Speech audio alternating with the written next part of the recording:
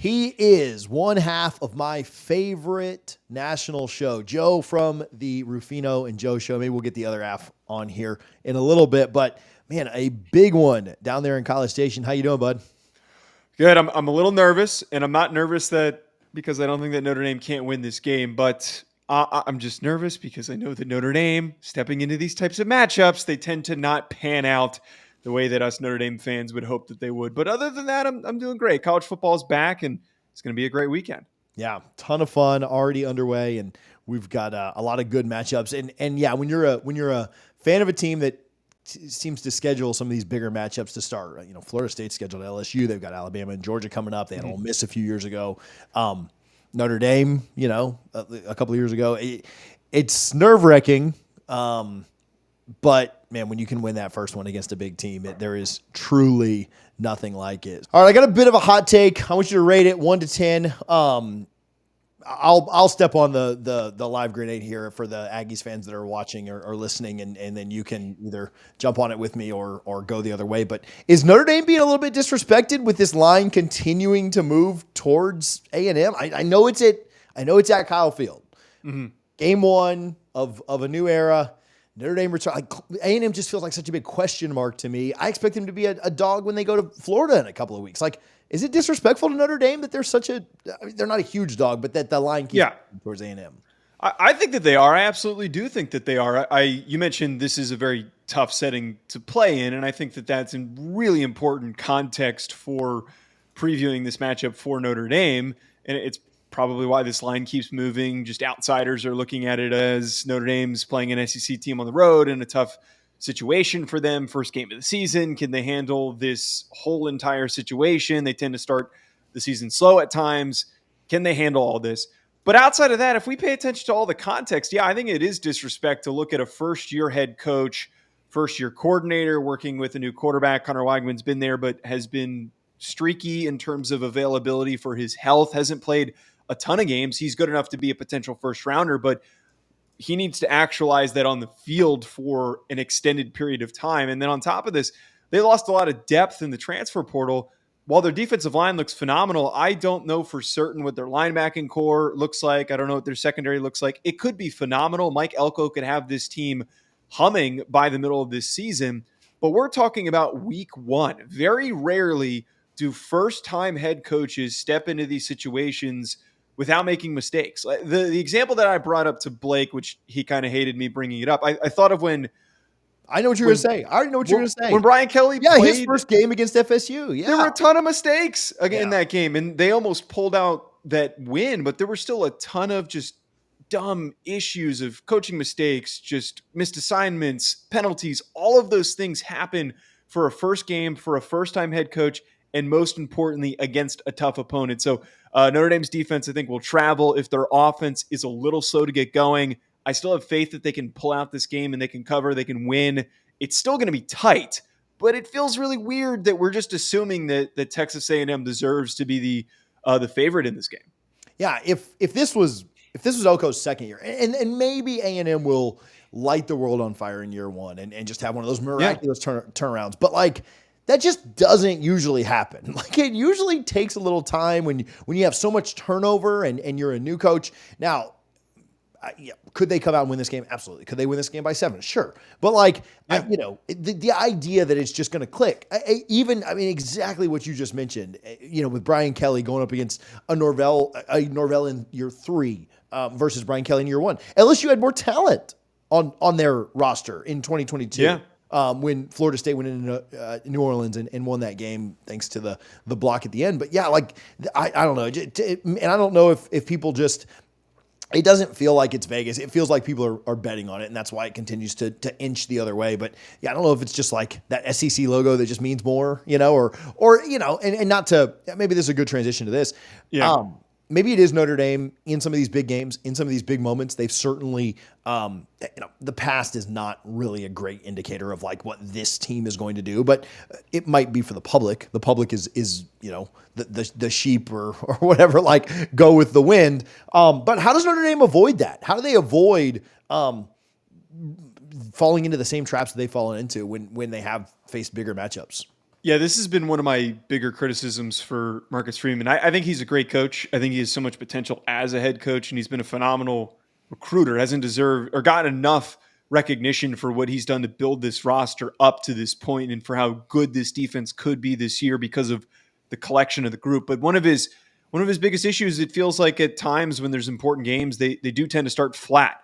When they played Ohio State at home, they felt like they had a ton of energy. But then I look at games last year that come to mind immediately are Clemson. They came out flat. There were a ton of miscues, turnovers, just did not look like they were ready to get into a fight. Louisville is another example on the road in a tough-ish environment, but certainly not up to par to Clemson and Texas A&M, and they looked flat. It took them forever to get into the game, and in some of these instances have never really felt like they were really in there mentally. So I think this just kind of comes down to, for Marcus Freeman, is emphasizing and pushing his guys during practice effectively enough that they're focused and that they're ready to go. And I don't know what these practices are like. It's hard to get exposure and to be on the field for these practices. Even if you are a media member in the area in South Bend covering the team, you're not going to know for certain what those practices are going to be. But I just feel like whatever the approach has been for the first 2 years needs to change a little bit. And if they have a different attention to detail, a different focus, and Mike Denbrock is really being aggressive with how they're scheming things, I think that is the major emphasis for trying to win this football game against Mike Elko and Texas A&M. Yeah, and you'd think year three, coming off of a 10-win season, you've had maybe more time to prepare, right? Like this is a big opener, right? And you maybe don't always play this big of an opener SEC on the road. You'd think that maybe a little extra time to prepare, just the continuity in the program, which should help again.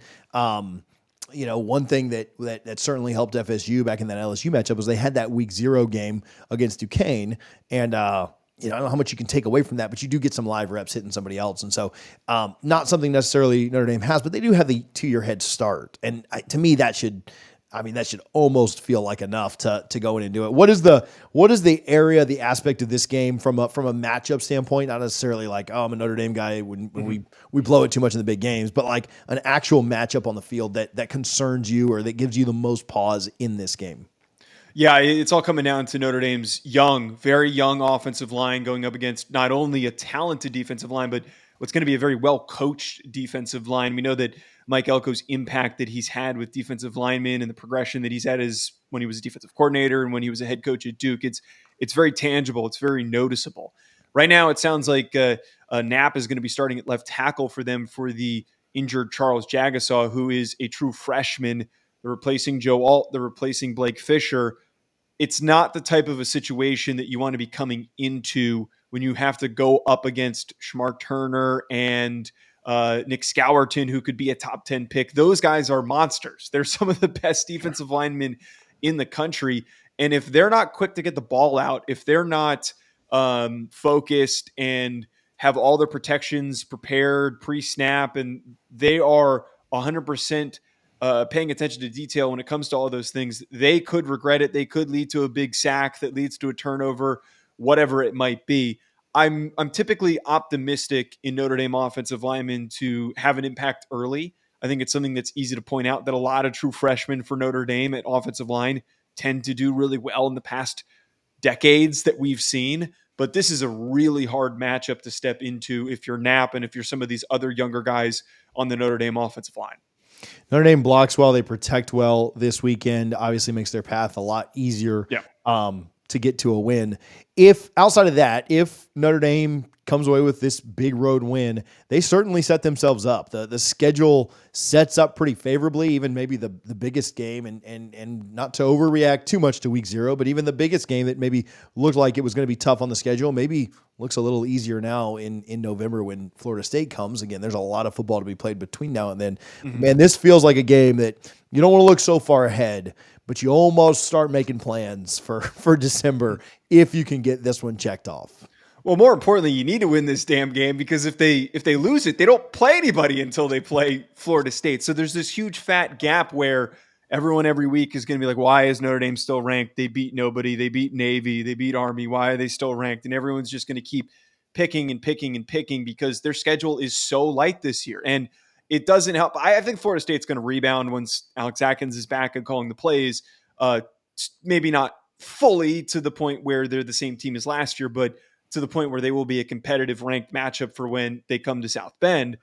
But because Florida State did lose, that matchup does lose a tiny bit of shine. So you need this game against Texas A&M. You need to win it. You can't go with any blemishes this year if they want to secure and have a guaranteed spot in the playoff. Otherwise, they're probably going to need a little help at the end of the year. If they are at 11-1 and they drop this game and they're 10-2, they're definitely not getting in just because they don't have enough situations where they could have ranked matchups. Yeah.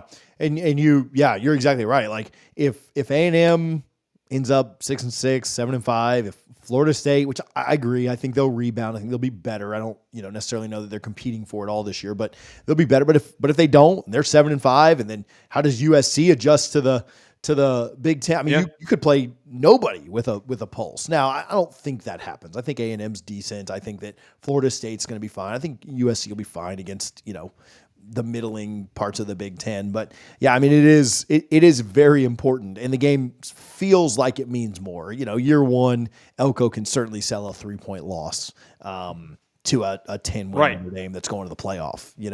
It feels important, although Elko's schedule is markedly tough playing in the SEC. So do you have a lean? Do you have a score prediction? Yeah, over-unders, looking at like a 21-24 game, something like that. Like, do you think that's about right? Do you think it's more high scoring, lower? Where are you at on this one? Yeah, I'm sticking low scoring. I feel 28-24 feels pretty good. I think it's going to be within that range, field goal, somewhere around there. Last I checked, I don't know if how the weather is going to end up changing, but it looked like it was going to be pretty rainy. So I would factor that in. I think both these teams are going to try and run the football. There could be some turnovers. There could be some fumbles, whatever it might be that happens to slow down the scoring and to slow down this game. But it does feel 28-24 feels pretty good to me in favor of Notre Dame. Awesome. Joe, where can people follow you? Where can they find your work?